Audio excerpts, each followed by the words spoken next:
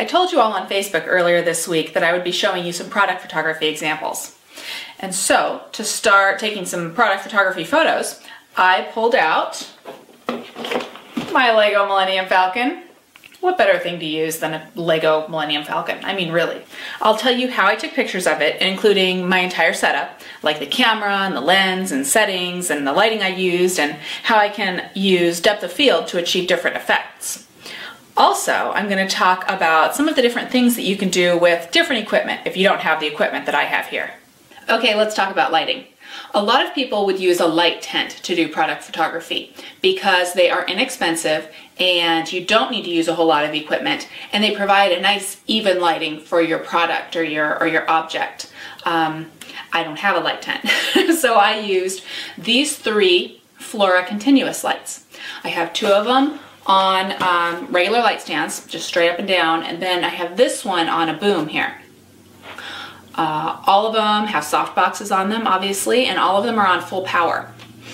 Now, I have these two on the sides on their light stands kind of raised up a little bit and angled downward, because for the product photos we're going to be peering into the Millennium Falcon, and if I had my side lights straight up and down, you'd see all kinds of shadows in the ship, which we don't want. I used my D2X because at ISO 100 it's absolutely amazing, even though it's a bit of an older DSLR. I also used my 70-200 f2.8 lens. This allowed me to do two things. One, I can back up my camera away from my object so that I can get a natural perspective on the item. And two, I like that it opens up to f2.8 because I can obtain a range of depth of field options. I'll actually show you examples of shallow depth of field and deeper depth of field in just a minute. A less expensive alternative to this setup would be any camera that you have, and from a Nikon perspective at least, this 55-200 would work just fine. A lens like this with moderate telephoto capability is best because you can back the camera up from the object to obtain that more natural perspective. If you're up close with a non-macro lens, you just won't be able to obtain focus. If you do have a macro or micro lens, you could get in really close if you wanted to and not have to worry about the whole focus thing. You will notice a difference in perspective, but it's all a matter of preference if you like that or not. Luke, I am your father. No! Boom. Anyway, let's talk about the photos. If you've seen my depth of field video and actually paid attention to the information, or if you know anything about depth of field, you would know that I could have a little sliver of my ship in focus, or I could have the whole thing in focus. To adjust that, I would adjust my aperture, also called your f-stop. At f2.8, I would have focus just in one small area. But if I narrow the aperture and go to like f16, you would see something that looks more like this, where more of it's in focus.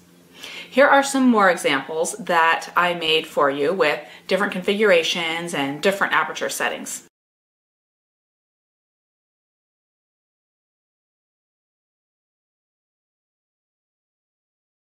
Now you'll notice in those narrow apertures I needed longer shutter speeds, much longer than I could have done handheld and still had crisp images. So I used a cheap tripod that gets kicked around my studio. People laugh at my cheap tripods. There are much more expensive options, but these ones serve my purposes.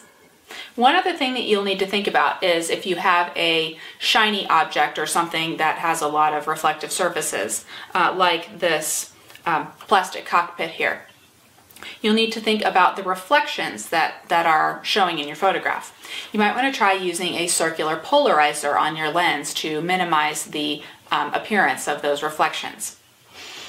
That being said, if you completely minimize the reflections so that you don't really see any reflections anymore, your photo probably won't look as lively as if you had at least some reflections showing in it. So, grab some lighting, grab a camera and lens, and grab an object. I personally think that Legos make a fantastic subject, and try out some product photography. For now, I'm gonna play with my Legos. Woo, asteroids!